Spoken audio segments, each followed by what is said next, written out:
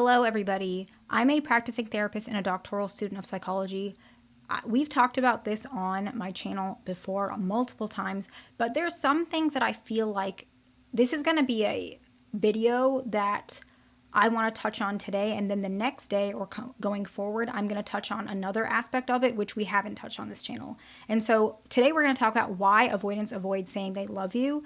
And the next video after this, which is why I'm doing this as the more introduction one, is when you don't get the milestones in a relationship with an avoidant, you tend to feel very frustrated and unloved.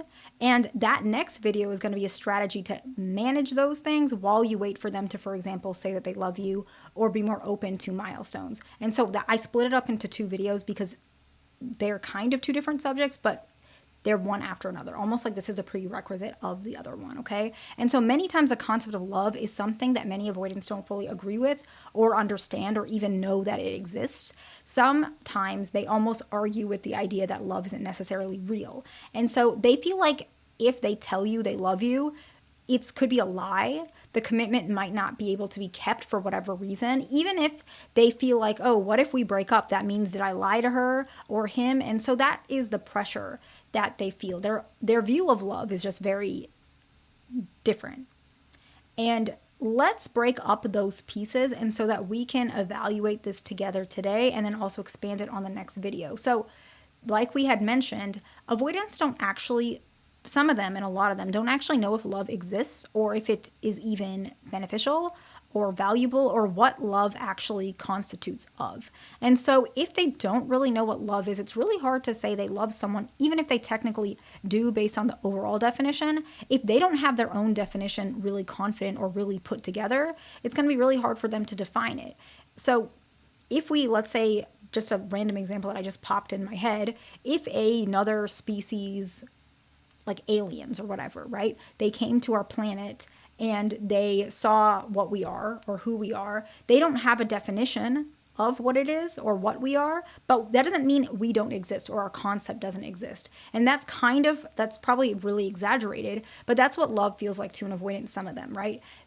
They don't know how to define it, and it's kind of like they kind of get it because they're seeing it or they're looking at it, but they don't have a full concrete definition. Whereas that example that I gave you, humans, we know we're humans, we know our biological component, we know what we do day to day typically, we know how we function. If an alien just came down and saw us, they don't have all those ideas together. They kind of have an idea we exist because they saw us or maybe they've heard of us or whatever it is, but it's not necessarily something they even have solidified quite yet. And they're not really sure what to believe or what they believe or what's going on there. And so that's a really strange example. Just thought of it. I don't even know if it fully fits. Was I just really talking about aliens on this channel? Okay. I don't even know. Okay.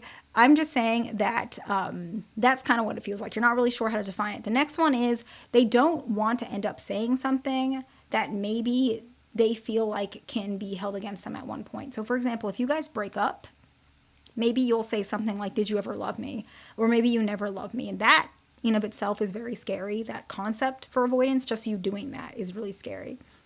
And so for an avoidant, they don't want that to happen. And so until they really feel like you guys will never, ever, ever, ever break up, which is almost impossible, which is why this is maladaptive, then they won't say they love you until they know it's not possible that you will break up. And that's why it's very difficult. That's why healing is really important with this. And that's why some of them, even if they're with someone for a really long time and they do love them, they are not comfortable with this milestone quite yet, which is why the next video I'll talk about ways to kind of manage that gap and make them more comfortable while also you getting your needs met. The next one is they're afraid of the increase of expectations. So avoidance, when they fall in love, there's a tricky line because with an anxious preoccupied, they feel like love is something that is building and it's going to continue, and most people do, but especially anxious preoccupied, they're looking for even more and how this is going to expand further. And avoidants know that, and that is not really something that they're up for right away. And so sometimes even if they have some idea that they love you, they don't want to say it and they don't like the word because they think the word attaches to expectations, and not just expectations for how they feel about the relationship, but mainly it's about how you are going to take it. And so if you feel like they love you, now you think maybe You can ask them for more, I don't know, more money. I'm not saying you would do that. Or maybe you can move in together, or maybe you can do whatever you want to do in that relationship, and they feel like their boundaries will be crossed. And then another common fear that avoidants have, although it's more common with fearful avoidance, it does happen with dismissive avoidance. They feel like now that you know that they love you, you can maybe neglect the relationship, or that's why I said it's more common with fearful avoidance, or like take advantage of it, or like now you feel like you can cheat on them and they'll still stay with you. And so some of these fears are really there, and that's part of the expectations, or the fact that you feel like now the relationship is solid and there's no work being done, and they feel uncomfortable with that. The next one is they want to be 100% sure. And this one is pretty obvious. It's pretty much the summary of some of this. And yes, we will summarize at the end, but they just want to be 100% sure. And so, what they typically say instead of the word love, they can, or what they say if you ask them, they might say, like, I don't like that word. And that basically means, to be honest, that they do love you. They just don't want to use the word love. And that one's really, really tricky for people who are anxious, preoccupied, especially because it's basically ambiguous. And a lot of people who are anxious, preoccupied do not like the feeling of something that is uncertain, because it's like saying, yeah, I love you, but I kind of don't want to tell you, or I think I love you, but I'm not sure, or I do, but I don't want to say the word, so I'm going to use like a half word of it. So I care about you, I like you, whatever it is. And that uncertainty can make anxious, preoccupied become more triggered, to which they may want to talk about this more, want to fix it. And that's good, actually. This should be fixed eventually for the relationship. But that can also make avoidance start pushing away, and that can be really difficult. So if that happens, be aware that part of the trigger is because you feel, if you are anxious, preoccupied, or in general you don't like uncertainty, be more aware that that's probably what's triggering you, why them not saying love bothers you, because they probably do love you if they are saying they don't like the word. The next one, if they say I care about you, pretty much the same thing. It's just a replacement of the word love. And then the next one is probably, I feel like, one of the more common ones if you really continue to ask them. And I think this one is the most triggering, but it's also, I feel like, one of the most telling.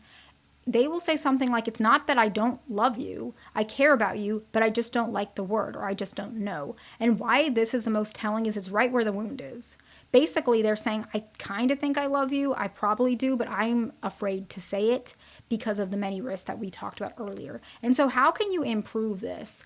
When you can mention, if you guys have rapport, that you want to use that word, and that you won't hold it against them if they find out they don't love you or whatever it is, and you want that to be an expression that you feel comfortable with. A lot of times avoidance still may not be ready for that, but that's something over the course of years you're going to have to get them to be comfortable with by you not shutting off about it. And so that means that if this is something you want, don't just brush it under the rug, or don't not talk about it.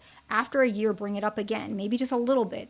Talk about it and say, I'm hoping that this will get better someday. And so that they know that this is probably not normal. And wait till more rapport is built before bringing it up again. That's kind of the quick version of it. But in the interim is the video I'm going to make next about what to do so that you don't feel so frustrated, so that it triggers them to not be comfortable with milestones. Because when you get more frustrated, you can trigger them, and then you won't get what you're looking for. And that's what the next video is. And so I'm just going to summarize why avoidants don't say they love you. It's because they don't know if love exists.